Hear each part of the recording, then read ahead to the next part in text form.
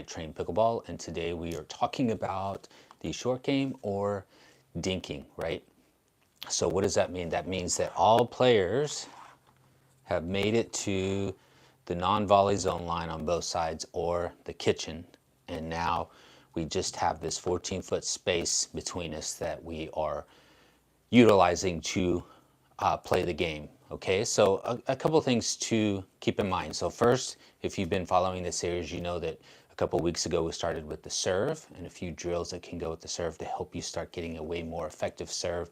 And then we talked about the return, and then a few drills that you could do to start working on getting a more effective return. And then last week we talked about the third shot drop and a few drills that you could do to start really working on having a more effective third shot drop. So in that progression, we've made it to the non-volley zone. So today I'm going to teach you two drills that are going to help you start having way more success at the non-volley zone line, or the kitchen, right? When we start working on the short game. Now these are two-person drills that you can do again to start with, because we know that when we're drilling, a lot of times we just have one person drilling with us in this process. So let's talk about the non-volley zone. You know, you'll keep hearing it referred to, or maybe you haven't, this is the first time you've heard it referred to, as this is a game of chess. This is not a game of checkers. In the game of checkers, you can quadruple jump in one shot and win the game. And when a lot of players start, that's how they like to play the game. They like to hit one-shot winners. But when you get to the non-volley zone line, you know, one-shot winners initially may be successful, but as your skill level moves up, people's hands get better. They've learned how to reset. They've learned how to counter. So a lot of times, a one-shot put away shots or a one-shot attack for a winner is not going to be effective. So you have to start changing your strategy and start learning to work the ball around and create something for you that's a more effective put away shot, right? So that being said, we're going to remove two players. Let's talk about the very first drill that we can do. Now, this is the one I use for warm-up. This is the very first drill that I do to start off my drilling session, but I also use it as my warm-up. It helps getting the legs moving. It helps you get you touches on the ball. And it also gets you focused and locked in pretty quick. And it's what we call the Spanish War, okay? So what do I mean by that? So if you watched my videos, I think it was the second video I did in this series a couple of months ago, it's called the 4 quadrants, right? So we went over the 5 stages of pickleball, and the second video was the 4 quadrants of pickleball. So that video is important. So if you want to go back and watch that video, go do that. That way it makes this make more sense. But that being said, this is quadrant 1, right? Quadrant 2. So we're in quadrant 1 right now, okay? So what does that mean? That means we're building the quadrants off of this player, okay? So this is quadrant 1, this is this player, and so what happens is we're going to do what a lot of players do, which is dinking, or which is coming up to the net, and we're going to hit the ball back and forth between these two players. But the deal is, okay, so let's talk about the Spanish War. The Spanish War is, we have to keep, we're only playing this side of the court. So this is this line here. So this is just the side of the court that you're going to play in. So anything that lands on this side here is out, right? So here's the deal. You're going to go 100 dinks. They all have to stay in the non-volley zone. Of course, the lines, all the lines are in, right? Outside the line is out. We are going to not hit out balls. That means if the ball lands outside of the non-volley zone, we're not going to hit that, because if it lands outside that, that ball is out, which leads us to the next thing. Every ball that is hit out or hit into the net, the opponent gets 1 point. Okay, so you're basically when it breaks it down, this player is hitting 50 dinks, this player is hitting 50 dinks, right? So we're hitting 50 dinks. The goal is to hit all 50 of your dinks without putting the ball into the net or without hitting a dink that's long, okay? Or hit a dink that's out. So you have all of this space here to utilize. You're this player, you have all this space here to utilize to drop the ball in. So ideally, when you first start doing this, you're going to start just nice and easy working it until you start feeling yourself start warming up. And then you'll start moving it a little bit. Your legs will start getting warmer.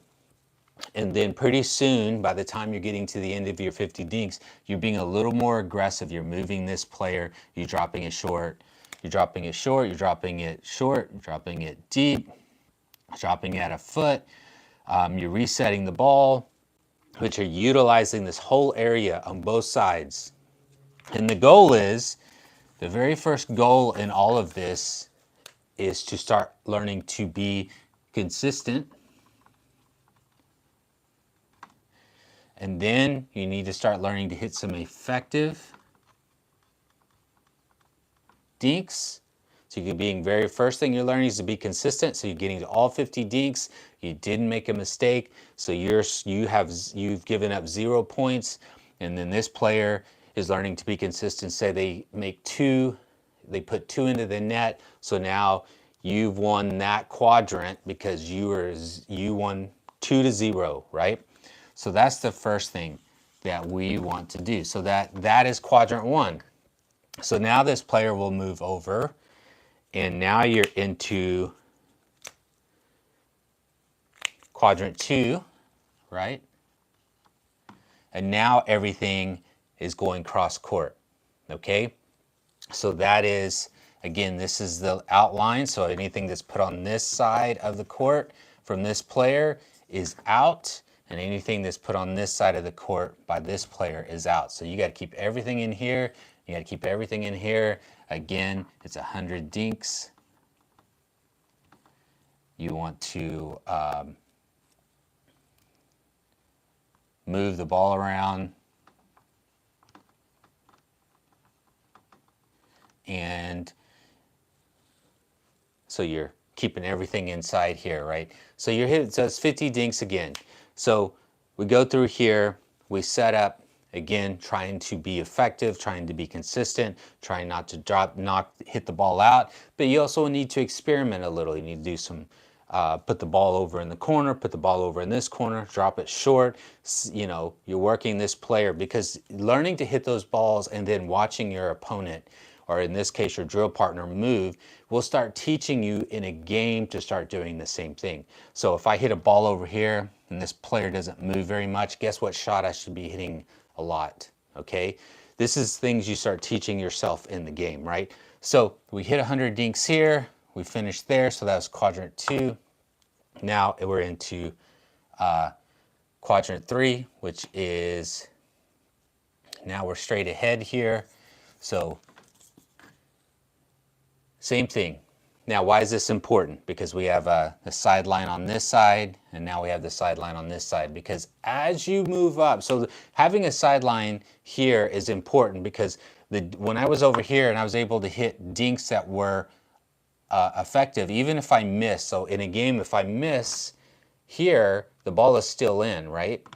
But if I'm over here and I hit that ball over here, now that ball is out. So that's why it's important. The other thing that will come into play down the road once you get really good at this is eventually you'll start being able to set up Ernies. Again, the ball still needs to land in no volley zone, but you'll be able to start setting up Ernie shots. They'll come into play, right?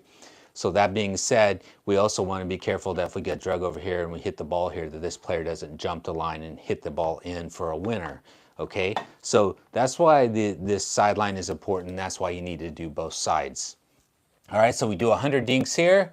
Again, we're keeping them both in the non-volley zone line, and we're not hitting any out balls. It's so important. Also, this will teach you, and guys, you know, you two are out there, and I have students to do this sometimes, and I just have to remind them. this player will hit balls, the dinks that are a little deep, and this player will play them out of the air and knock them in. And initially you think to yourself, well, that's not that big a deal. Well, what it's doing is it's teaching you to not hit out balls. Like it is a skill that you have to learn, but it's a skill you have to choose to learn. So I have to remind them that if this player hits a long dink, to let this ball go, because first it's an out ball. We need to learn to start recognizing what out balls look like. And two, it's a free point. So if you hit that ball, you're saving that player. And what are you going to do in a game? It's going to translate right into a game. You're going to start saving that player. Okay, so we don't want to do that. So now we got quadrant 1, we got quadrant 2, now we've got quadrant 3, and now we're going to quadrant 4. Now we're going cross court here. Okay, so again, this is what we call the Spanish War.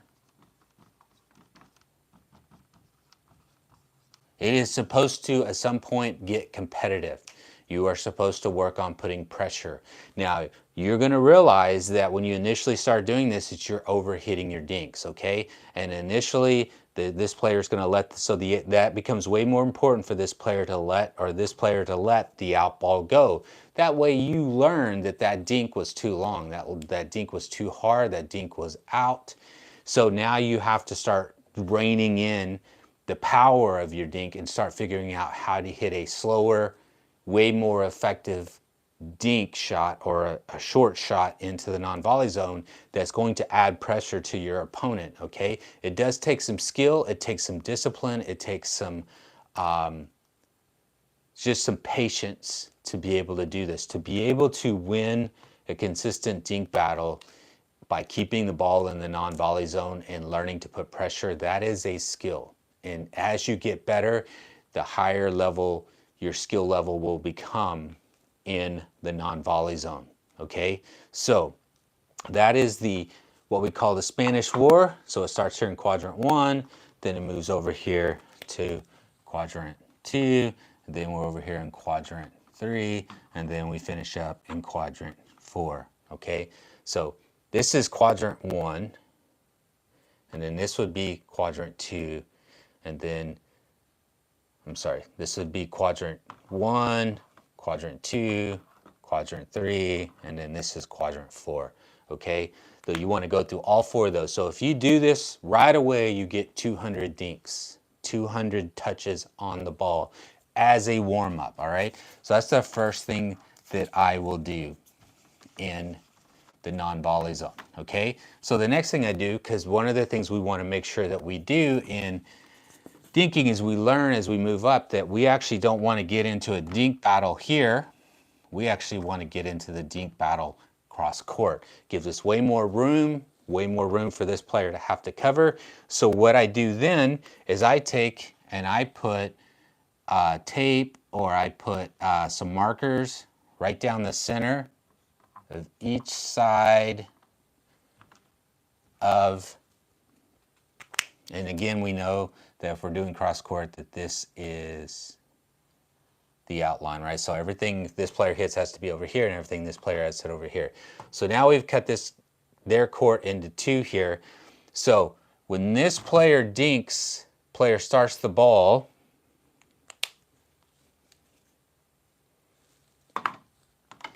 this player needs to drop the first ball into one side, and then this player is going to slide over and take this ball and drop it in to one side. But when this ball comes back, this player now has to, so that's 1, now this player has to drop it in the second part. So we've cut this in half. So regardless of what side they start with, the next ball has to go into the opposite side. And then when the ball comes back, it has to go back into the other side. So we can't drop 2 balls in the same spot. No matter where this ball ends up, the ball in the next spot that they have to hit, that's where they need to drop the ball. The same thing happens with this player down here. So wherever this player drops the first shot, they drop it here, and say they get hit over here, the second shot still needs to go here, and then back over here for the third shot, and then back over here for the fourth shot. So The ball should not land in the same side as the other. Why is this important? This is the very basics of what I start teaching my students for patterns, okay? We want to, two things I want to accomplish. One is I want to start teaching them to not put the ball in the same spot, because it's very easy for them to get over here in the corners and just keep hitting the ball here. We're accomplishing nothing. What I know they need to do is they need to stay more to the middle of their court and then adjust accordingly to where the ball is, right? Which also means they need to start learning to move their feet. That's probably one of the biggest things I have to teach students, is to move their feet. They like to get their feet stuck and then they start really reaching for the ball. So this starts forcing them to have to move from side to side to play the ball, because they also need to put the focus on putting the ball back in the side that they want to. So again, this player's here and they put ball 1 here. When that ball comes back, and say this player puts the ball, their ball here, this player is going to slide over, but the next ball they drop is here, which means when this player slides over and gets this ball, their ball has to be there, okay? So this ball 1 here, when they come over to recover, they get the ball 2, and then they come back, and then this player puts the ball 2, so now they're going to slide over. Now the ball comes back over here, and then when the ball comes back, they're going to put it in here. So again, splitting your side of the court in half, you've got to make sure that when you put the ball back, it doesn't go in the same side twice. It goes in there once. I hope that makes sense. But that is, so it seems like a pretty simple drill, but once you get going, you realize how good your shots are, how good your dinks are. Do you have enough control on them to do that? A lot of players can spend all a drill session on just this drill, getting it to get it to where you can hit the ball on the right side and then also get comfortable doing it, okay? All right, so that is the first 2 drills that I like to start introducing when we're working on the short game, or the dinking is the Spanish war, and the second one is replacing the ball. I don't really quite have a name for that one yet, but it's basically placing the ball. We start learning patterns, okay? So that should be a good start for you to add to your drill sessions, and it'll be a great opportunity for you to start working on consistency, effective shot, and then you can start working on the very basics of patterns, all right?